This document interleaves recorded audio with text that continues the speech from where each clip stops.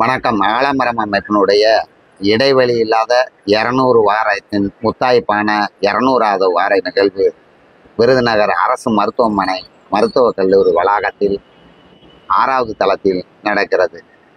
ஆலமரம் அமைப்பு தன்னுடைய பயணத்தின் ஒவ்வொரு இடங்களிலும் பல மைல்கற்களான பல விஷயங்களை செய்திருக்கிறோம்.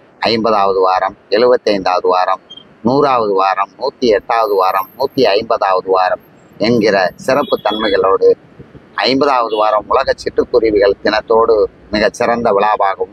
அதே போல 75வது வாரம் 75வது சுதந்திர தினத்தின் முன்னிட்டு 75 மரக்கன்றுகள் ஆலமரம் அமைப்பின் 75வது வார நிகழ்வு எனவும் 100வது வாரம் அரசு மருத்துவமனை மருத்துவக்கலை இன்று எடிட் பண்ணிக்கலாம். 100வது வாரம் அரசு மருத்துவக் கல்லூரி மருத்துவமனை வளாகத்தில் நடைபெற்ற விழாவில் உடல் தானம் 34 பேர் கொண்ட உடல் தான விருப்ப மனு வழங்கியதோடு அரசு உடல் உறுப்பு தானம் செய்யக்கூடியவர்களுக்கு அரசு மரியாதை வழங்க வேண்டும் என்ற கோரிக்கையை அந்த தலைமையேற்று நடத்த மேகனா ரெட்டி அவர்களிடம் முன்வைத்தோம். அரசின் கவனத்திற்கு சென்று இன்று அரசு உடல் உறுப்பு தானம் செய்பவர்களுக்கான அரசு மரியாதை என்கிற ஒரு சிறப்பான கொள்கை முடிவை அறிவித்ததில் ஆலமரம் அமைப்பு தன்னுடைய கோரிக்கை நிறைவேறியதில் பெருமை கொள்கிறது.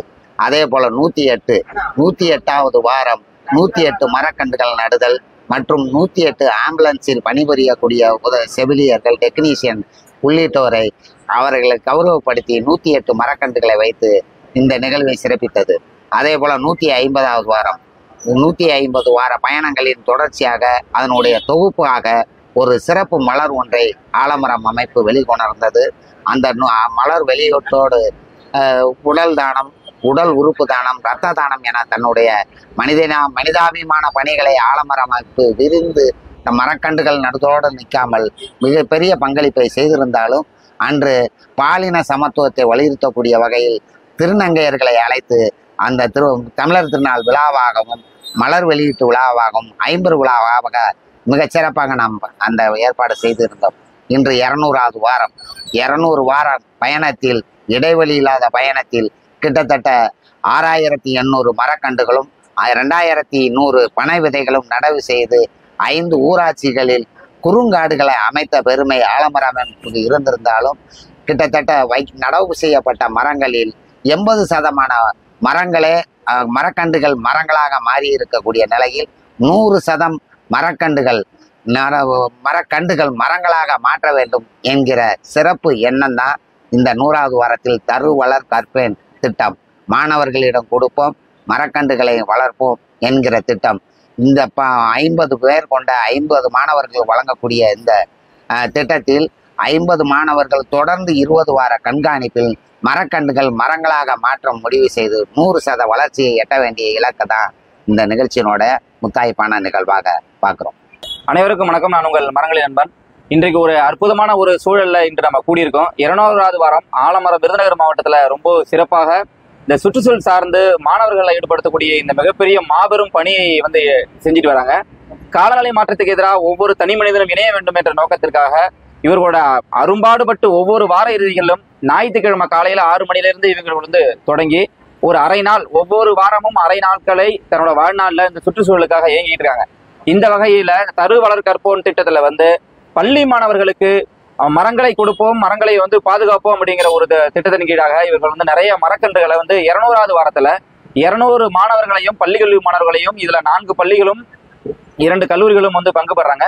எல்லா மாணவர்களுக்கும் மரங்களை கொடுத்து அந்த மரங்களை ஜியோ டாக்கிங் பண்ணி அதுக்கப்புறம் அதோட வளர்ச்சி வீதத்தை அடுத்தடுத்த வர 20 வாரங்களுக்கு கணக்கிட்டு அதுக்கு வாட்ஸ்அப் குரூப் ஆரம்பிச்சு அது மூலியமா அவரோட வளர்ச்சி வீதத்தை கணக்கிட்டு அவங்களுக்கு விருதும் தராங்க. இதை மாவட்ட ஆட்சியரோட முன்னிலையில இந்த விருது தரத்துக்காக இவங்களோட ஏற்பாடு பண்ணிட்டு இருக்காங்க. ஏன்னா ஒவ்வொரு மனிதனும் இந்த சுற்றுச்சூழல் காக்க இணைய வேண்டும் என்பதற்கான இந்த ஒரு மாபெரும் முன்னெடுப்பை விருதுநகர் மாவட்டத்தில் இயங்கக்கூடிய ஆலமரம் அமைப்பு இந்த நாள்ல பண்ணியிருக்காங்க. இதில் இன்றைய தினத்துல நம்ம உடல் தானம் எவ்வளவோ நமக்கு ஒரு உடலை மண்ணில் எரிப்பதனாலேயோ மண்ணில் புதைப்பதனாலேயோ எந்த புண்ணியமும் கிடையாது இல்லையா? அதைக்கு இவங்க ஒரு மாற்றாக மண்ணில் விதைப்பதை விட பிறர் மனதில் விதைக்க வேண்டும் என்பதற்காகவும் இந்த உறுப்பு தானங்களையும் தொடர்ந்து இரத்த தானங்களையும் பல்வேறு சுற்றுச்சூழல் சார்ந்த நிகழ்வுகளை தொடர்ந்து முன்னெடுத்திருக்காங்க. இன்றைய நிகழ்வுகளை இந்த மாணவர்களுக்கு ஒரு அற்புதமான இவர்கள் சான்றிதழ் வழங்கி விதைப்பந்துகள் வழங்கி இந்த காலநிலை மாற்றத்துக்கான கையெழுத்து இயக்கத்தையும் இந்த நிகழ்வுல அவங்க தொடர்ந்து வழங்கி ஒவ்வொரு தனி மனிதனும் எவ்வளவோ பணிகள்ல இருப்போம், மருத்துவராக இருப்போம், பல்வேறு சூழல்ல இருக்கும், பல்வேறு ஆசிரியர் பெருமக்களா இருக்காங்க. எல்லாரும் இதுல இணைய வேண்டும், ஒவ்வொரு தனி மனிதனும் இதுல இணைய வேண்டும் என்பதை என்ஆர்ஜி நபர்களையும் உட்படுத்தி பல்வேறு சூழலியல் சார்ந்த நிகழ்வுகளை இவங்க தொடர்ந்து செய்து வராங்க. நாமும் இதை பார்க்கக்கூடிய ஒவ்வொரு நபரும் தங்களோட வீடுகள்ல குறைந்தது ஒரு மரமாவது நட்டு அதை வளர்த்து இந்த சுற்றுச்சூழல் காக்க நீங்களும் இணைவீர்கள் என்பதற்காகத்தான் எல்லோரையும் இந்த காலநிலை மாற்றத்துக்கு எதிரான பணியில நாம இணைக்க வேண்டும் என்பதற்காக இந்த ஒரு அற்புதமான பணியை ஆலமரம் அமைப்பு தொடர்ந்து செஞ்சுக்கிட்டு இருக்கு. இதுக்காக அரசு அலுவலகர்ல இருந்து, அரசு துறை நண்பர்கள்ல இருந்து, சுற்றுச்சூழல் ஆர்வலர்கள், இயற்கை ஆர்வலர்கள், இப்படி எல்லா துறை நண்பர்களையும் இவங்க ஒருங்கிணைச்சு மிக அரும்பாடுபட்டு இந்த பூமிக்காகவும் அடுத்த வர தலைமுறை ஆரோக்கியமாக வாழ்வதற்காகவும் சுத்தமான காற்றையும் சுத்தமாக நீரையும் வழங்குவதற்கான ஒரு மிகப்பெரும் மாபெரும் பணியை முன்னெடுத்துகிறார்கள். அவர்களுக்கு எங்களோட வாழ்த்துக்களையும் களப்பணியாளரா ஒரு உறுப்பினரா இவங்களோட இணைந்து ஒவ்வொரு வாரங்கள்லயும் நாங்க செயல்படுறதுல எனக்கு ரொம்ப பெருமகிழ்ச்சி அடைகிறேன்.